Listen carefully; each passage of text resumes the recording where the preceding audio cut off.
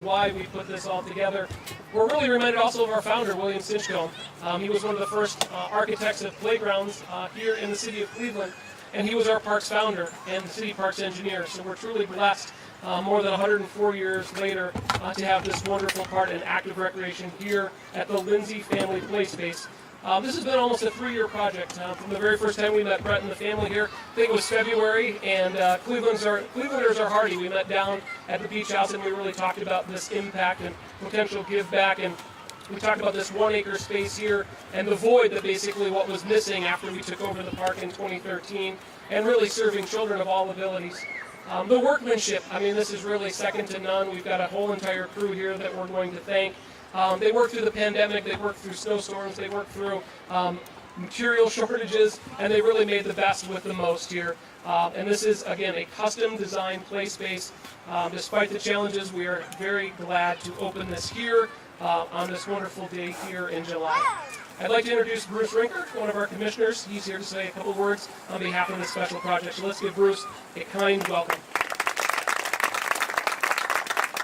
Thank you, Brian, and thank you to the Lindsey family and for all the people who supported this project. When I started as a commissioner, even though I've been in the Cleveland area for about 50 years, the mantra that I had to learn was conservation, education, and recreation. And this certainly fills that bill. I mean, for all the places that I've been in the Metroparks, there's nothing quite like this. As you can see, even before this opened up, it was swarmed over by children of all ages, and I think it's been tested by a few grown-ups who wouldn't necessarily be wearing the tie. The materials, the idea of sustainability, the idea of connecting neighborhoods. I mean, the other thing that I learned from Judge Russo from day one was that the Metroparks, our emerald necklace, which spreads all around the outskirts of Cleveland, was missing a real gem, and that's the lakefront.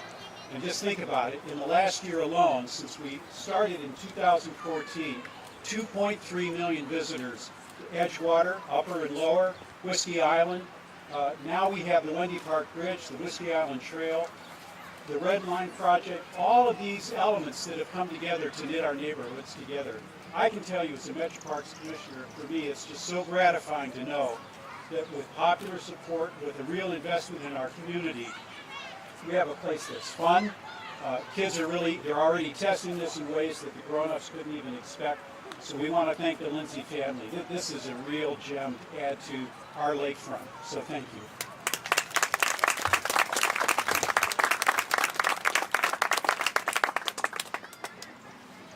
Thank you, Bruce, and those kind words from our wonderful commissioner, really thinking about this 100 plus years worth of again, constant support of the community, and really bringing forward this wonderful project. We're going to hear from Brett in a few minutes, but we do have a few others to thank along the way. John Cardwell is in the back. John, if he can raise his hand. There he is right there. So John is the mastermind of this, and again, I tell you, it's taken many different iterations. We've got Zach here, Kurt, Blake, Jim Rodstrom, Sean McDermott, Jim Camps. I mean, it takes an army of people. Andy, the value engineering, the movement, the lumber, and it's just, again, it's truly remarkable that all of this came together. And the children here, this is, again, why we did this. I can't be more happy about the way this is going. We'd also like to thank Alan Zhang. I don't know if Alan made it here or not. U.S. Bank. One fateful afternoon, I was at East 55th, and Alan was on the corner. And he said, "Hey, Brian, we've got a little bit of money sitting at the Cleveland Foundation. We're paying some fees on it." He goes, "Could you use it?" I said, "Absolutely, I could use it." And thank you to U.S. Bank. They paid for this wonderful part here. Jim and Kate Prevost, I hope they're here as well. I don't see them. Hopefully they're here. But they were a big part of this as well. Dean and Holly Bolton, they were part of this wonderful challenge gift.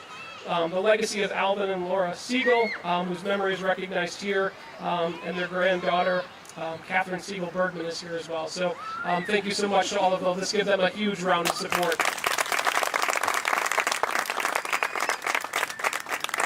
So without further ado, I'd like to introduce Brett Lindsey. Again, more than hundreds of people have donated to this project, hundreds of man hours. Without Brett's leadership gift, though, and his commitment through this whole entire process, this would not have been possible. So let's give Brett a huge round of applause and a very warm welcome to him and his wife, Teresa.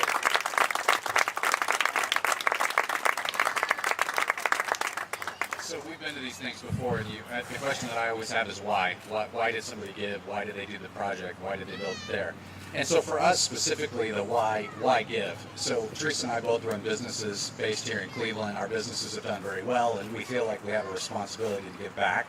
And so we met with the Metroparks years ago to basically say, hey, we'd like to do something. What would that be? And wanted to build a park, and why a park? So some of our family has been living in this specific area for a very long time. We lived in Gordon Square, and then we lived on Lake Avenue across the street.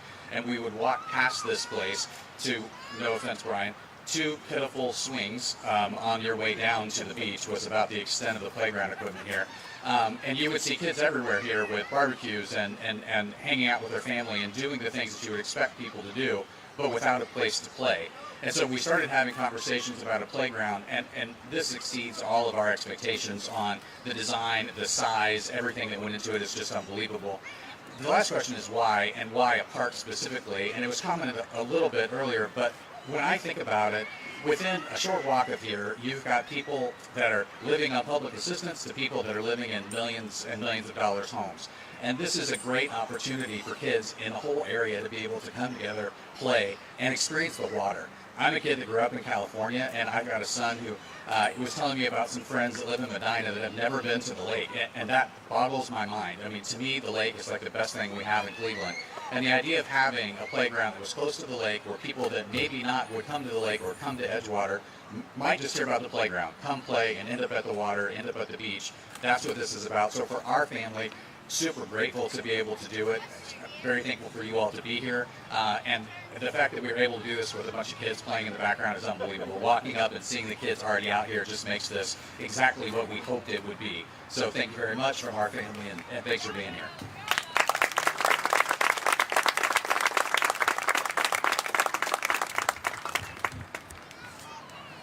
So the final few kind of thank yous before we dedicate it now, because it's technically open. And I laughed as I was walking up. I'm like, Kurt, what is going on? Kurt's one of our park managers. He goes, Brian, he goes, I tried. He goes, they went this way, they went that way. He goes, they were on walkie-talkies, they were on phones, and they were going every which way. So I have to thank our marketing team, who is really second to none in the country. The work that they do to get the word out is absolutely phenomenal. That's an extremely important thing.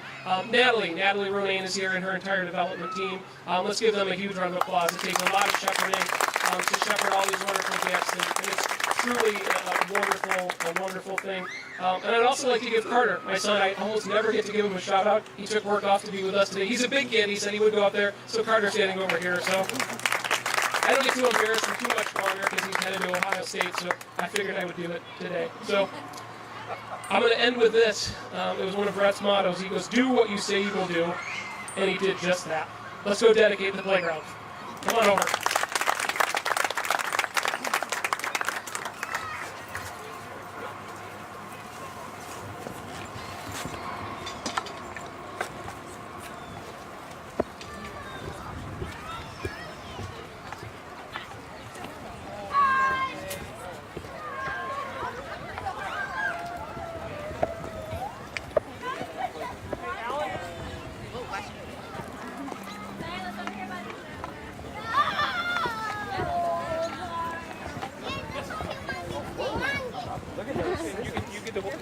It is extremely sharp. Alan's out.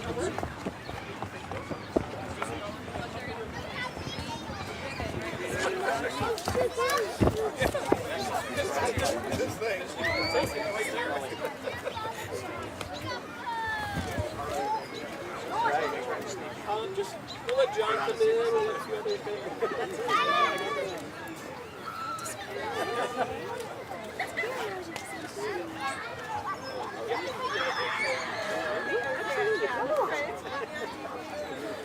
Where's Henry?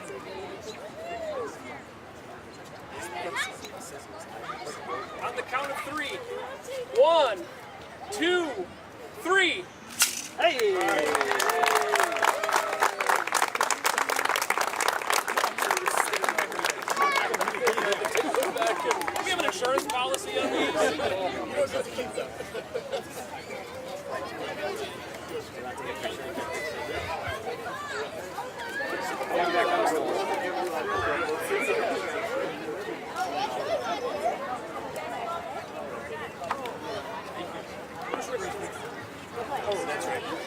Let's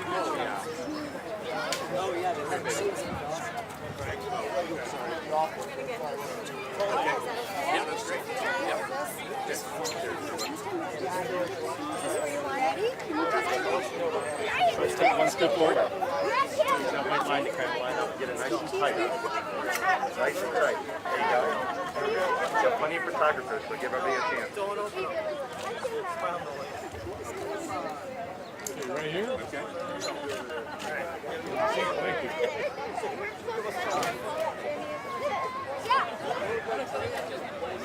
Look at each other and celebrate. Don't look at me. Just look at each other and celebrate your moment. There you go.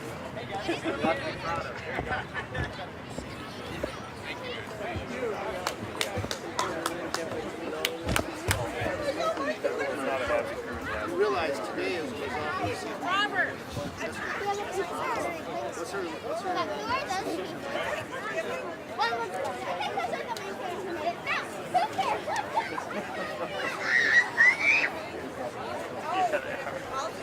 Yeah, we've got these safety nets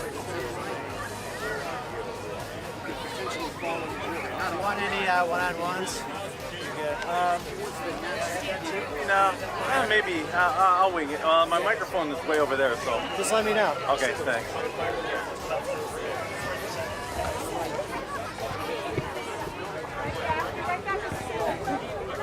They've been watching it go for the whole film, and they keep saying, Gigi, when's it going to be? Dogs are shot.